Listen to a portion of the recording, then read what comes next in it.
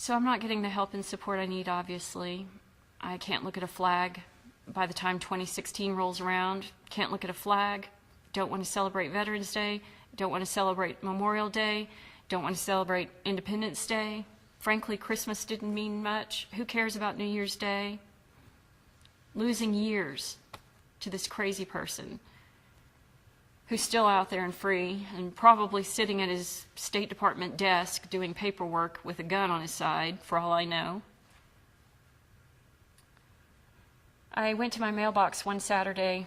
It was either the last weekend of January or the first weekend of February. I've never even looked it up on a calendar. In 2016. Minding my own business. Went to my mailbox center where I've paid for a mailbox. I drive 40 minutes to get my mail so that I'll be safe, and the person who might find that address wouldn't know where I live. They would assume I live right there. I had to drive 40 minutes to it, each way. So one Saturday I drove to my mailbox, minding my own business, stack of packages to drop at the counter, and I wanted to get my mail. I park my little Volkswagen convertible, very recognizable car, and a truck pulls in about 2 spaces down from me. Don't know the truck. There's lots of cars around in a parking lot. There's a grocery store next to the mailbox center. A lot going on. I get out of my car with my packages and everything. I'm starting to walk up toward, it's probably about 40 yards at most. Walking from the parking lot straight to my mailbox. Someone starts approaching from a side.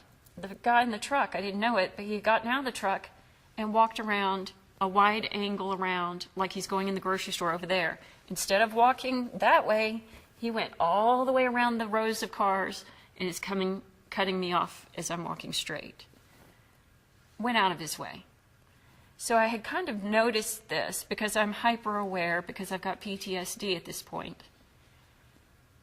I'm watching the shoes. I'm not making eye contact with him because, frankly, it took me about 3 years before I made eye contact with the people in drive-through burger places. So I'm watching the shoes, and I thought, those look like Fed shoes. Kind of laughing to myself, I'm in Virginia. He's wearing Wisconsin shoes, whoever this dude is. He's walking over. The jeans are hanging like Fed jeans. And I'm thinking, I don't see people dressed like that here. They're kind of dad jean-ish. I go up the body. The hands are down at the sides with these OCD hands. And that's Fed's trademark. His closed hands so that he doesn't have to touch anything. OCD hands. We've got somebody with OCD here.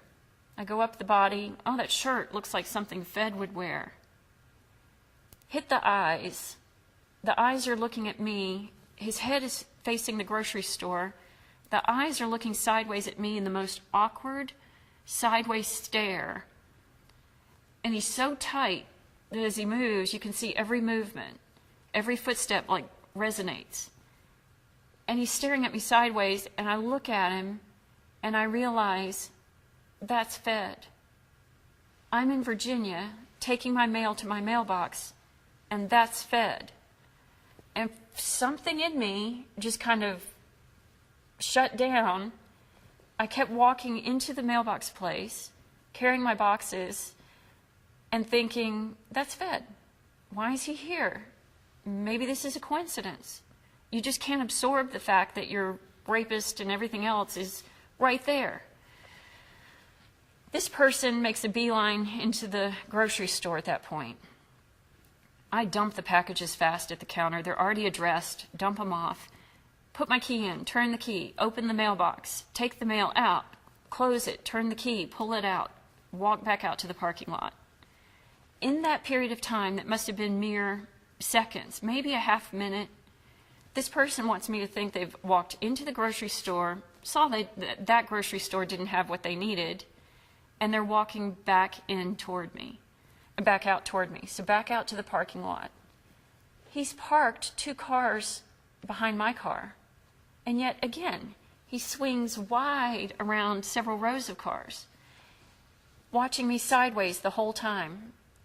I crossed his path again. We did like an X crossing each other, watching me sideways. And I'm thinking, why is Fed here? Why is Fed here?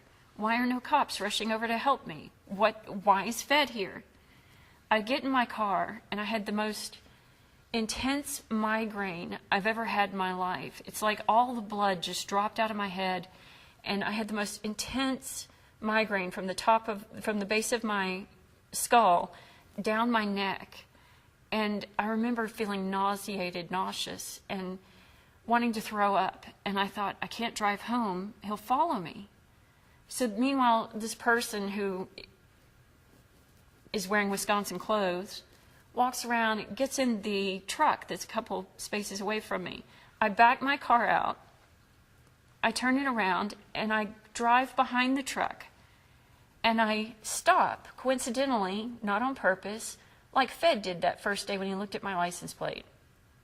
I'm in a tiny little car. It's a big truck. I'm thinking he can't see me. He might back over me. But for some reason, I sat there for a moment, and I stared at his license plate. And I thought, why am I staring at this license plate? It's not like anybody's going to help me. Who am I going to tell? Who's going to rush over to help me if they've already told me that if he comes and shoots me or whatever, that they'll just come and clean it up and they won't stop it? So I'm staring at the license plate, and I let it go. I didn't even commit the numbers to memory.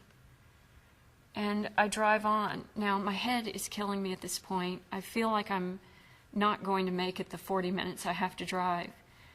Somehow, I don't know if I blacked out, or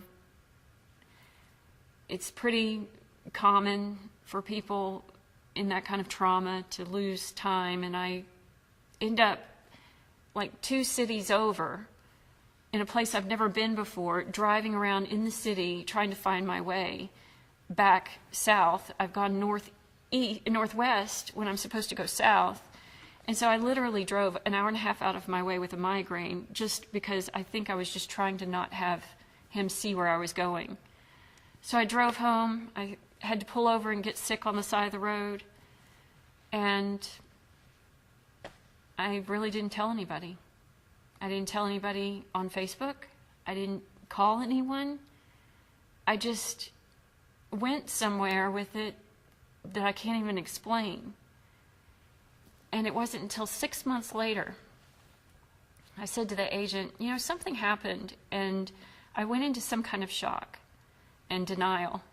And I've never told you this before, but I want you to know, I think I saw Fed in my parking lot at my mailbox on this Saturday at the end of January or early February. And she said, oh, really? That's the weekend before his interrogation in D.C. He had come down and spent the week with his brother that week in Virginia and refused to come into the office until that Monday. So Fed was there, accounted for, using his brother's vehicle, and in my parking lot. And could have done anything he wanted to me,